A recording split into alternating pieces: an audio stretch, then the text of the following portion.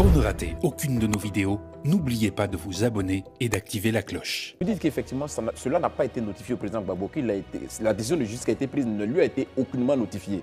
Sur quelle base donc vous décidez d'aller le réinscrire quand on vous dit que ça n'a pas été notifié, donc qu'il a eu une telle, disons, il a été condamné à tout ce qu'on en sait et qui a donc suscité son retrait de la liste électorale en 2020 d'ailleurs, il faut qu'on précise, en 2020 qu'il était radié, donc il reste radié en fait avec cette décision. Comment se fait-il que, sachant cela, vous partiez quand même le réinscrire sur la liste? Vu qu'on ne vous a rien notifié, donc logiquement, qu'il ne devait pas sous-entendre que M. Laurent Gbagbo soit radié de la liste en 2020. Alors, vous confondez deux choses. Vous confondez la décision de la CEI et vous confondez la décision judiciaire. Non, je ne confonds pas. Non. Déjà, ce n'est pas une notification, c'est une signification. Donc, c'est un acte remis par un huissier à l'intéressé, d'accord? Et c'est la décision judiciaire. Je dis que cette décision n'a jamais été remise par un huissier au président Laurent Gbagbo. D'accord?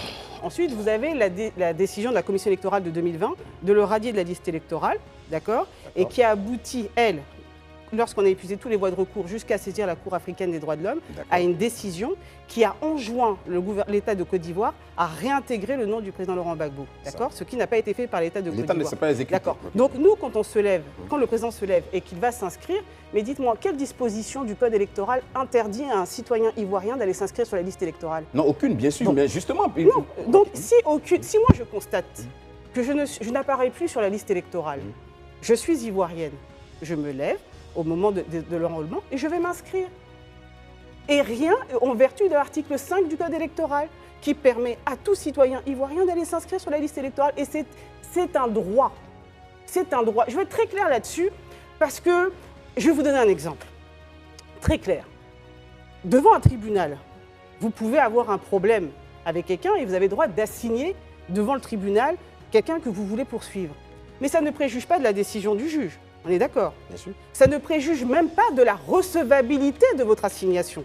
C'est-à-dire ça ne préjuge même pas du fait que vous ayez qualité à agir ou que vous soyez en droit de poursuivre tel ou tel individu, d'assigner devant un tribunal tel ou tel individu.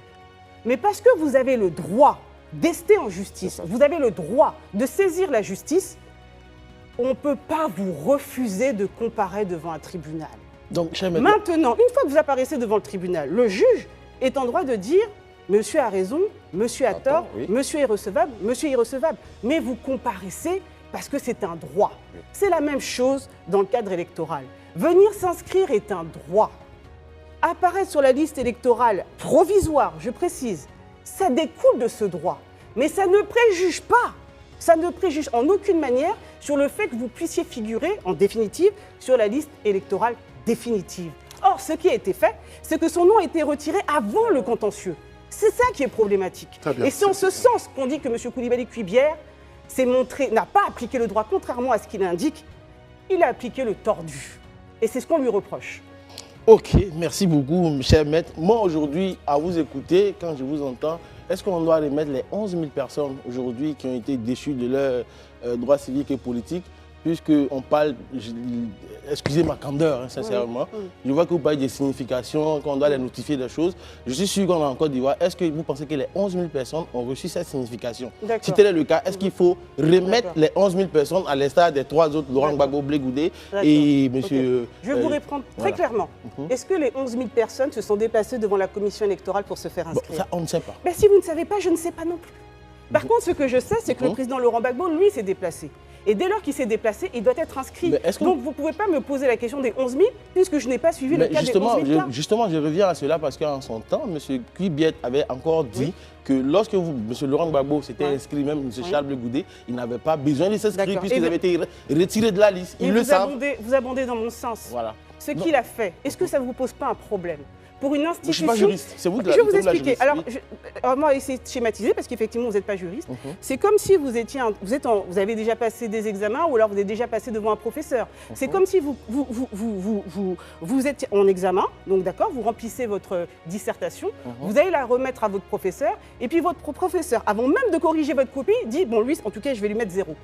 Vous allez avoir confiance en ce professeur? Vous allez avoir confiance à la note qu'il va vous donner? Est-ce qu'il est encore crédible à vos yeux? Quelle que soit la note qu'il vous donne, est-ce qu'il est encore crédible? C'est exactement ce cas. C'est-à-dire que quand... Je termine. Quand M. Koulibaly Kuibière, monsieur le président vient juste de s'inscrire, Le contentieux n'a pas encore commencé. Et il se précipite devant les journalistes pour dire qu'il n'avait pas à le faire.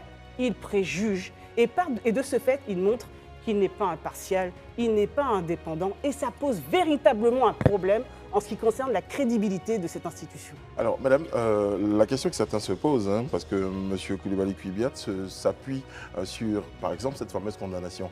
Quelle est votre réaction à propos de cette condamnation Il m'a posé la question, mais je n'ai pas de souci pour répondre de nouveau. Je lui dis que cette condamnation ne lui a jamais été signifiée. M. Coulibaly Kuibiat a l'air bien plus informé que l'intéressé lui-même. Mais maintenant, si lui dit que dans cette décision, il est marqué noir sur blanc que le président Laurent Gbagbo est déchu de ses droits civils et politiques, mais qu'il n'a qu'à la publier. Je mets d'ailleurs au défi n'importe qui, détenteur de cette décision, de la publier, et puis que les Ivoiriens voient si véritablement dans cette décision, on a interdit le président Laurent Gbagbo de ses droits civils et politiques, on lui a retiré ses droits civils et politiques, qu'on le voit. Donc vous ne la reconnaissez pas, cette Mais on ne l'a jamais eu. Mais vous n'avez jamais vu le procès une fois en Côte d'Ivoire ici aussi? Pardon? Donc vous ne mélangez pas les questions. Il n'y a jamais eu de procès. Mélangez pas les questions. Non, je vais vous expliquer comment ça se passe. Dans un pays de droit et dans un pays qui a un code de procédure pénale comme la Côte d'Ivoire.